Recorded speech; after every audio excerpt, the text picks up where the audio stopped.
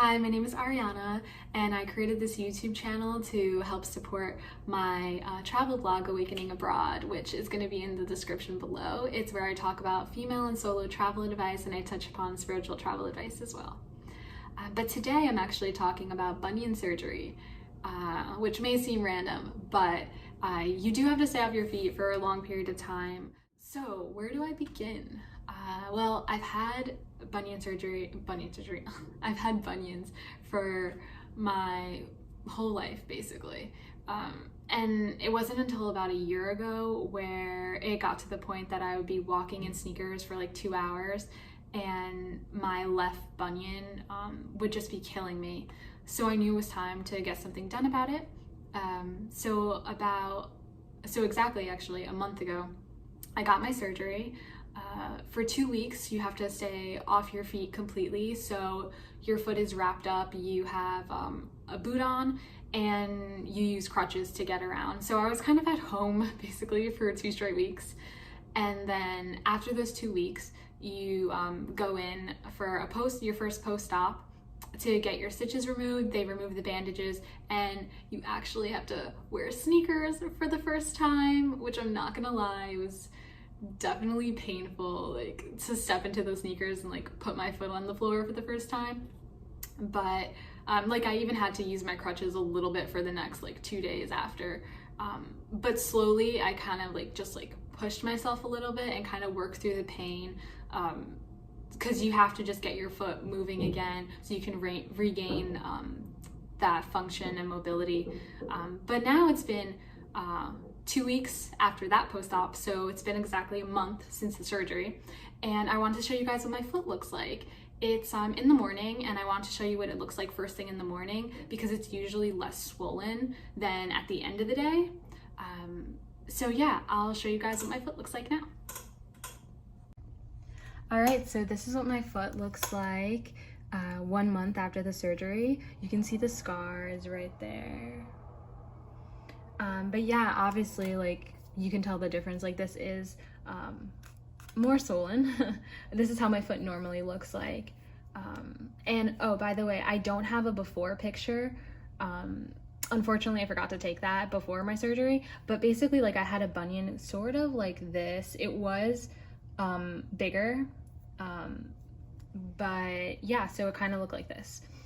So now, like, there is still some swelling.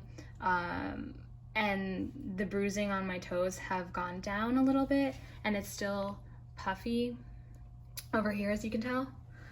But yeah, this is what it looks like right now.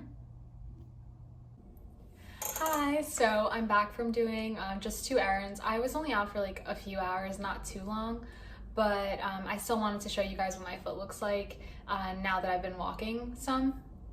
But before I go into showing you that, I want to talk about my surgeon and actually where I went to go do my surgery. So where I got it done, it's called the Foot Associates of New York. If you can see that. Anyway, it's called the Foot Associates of New York, and my doctor was Dr. Bar David. So he was the one that actually did the surgery on my bunion. And I just have to say the experience was really, really good. He's super nice, and like he knows exactly what he's doing. Like, people will come to him if they've got a bunion surgery in the past from another doctor and that doctor messed it up. They'll come to him so that he can fix it. So what they do for bunion, at least in my case, there's different types of techniques that different doctors use, but for my particular case, he made like a V cut inside the bone right below my bunion, and then they move the bone over to make it straighter, and then they put 3 screws inside my bone to hold it in place. They numb your foot and put you to sleep during the surgery, but even right after the surgery, I didn't feel any pain in my foot, and it was like wrapped up, obviously in a boot and everything. But it wasn't until like maybe 2 or 3 days later where I start to feel some pain, and I did take pain medicine that was prescribed by the doctor. But I mean, it wasn't like totally unbearable. As long as I kept my foot elevated, which was recommended by the doctor, then it was fine. Like I just obviously didn't walk on it, but but you know, it wasn't like the worst thing in the world, if that makes sense. So after the 2 weeks, when I started to walk on it and I got my stitches removed, the doctor suggests that I use this scar cream. So I started putting this Mederma scar cream twice a day at night and when I wake up in the morning on my scar, and that's what's been helping it kind of fade away and heal. So I'm gonna keep on doing that.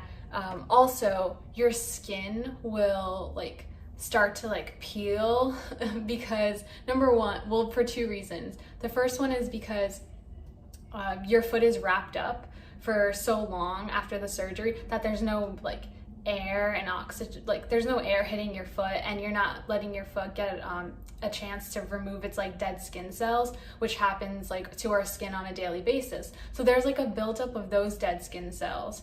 And then the second reason is because the trauma that happens to your foot when you go through a surgery, it escalates your cell production. So since my cell production is like speeding up, it's kind of rejuvenating itself to try to heal because of this like cut and incision that took place.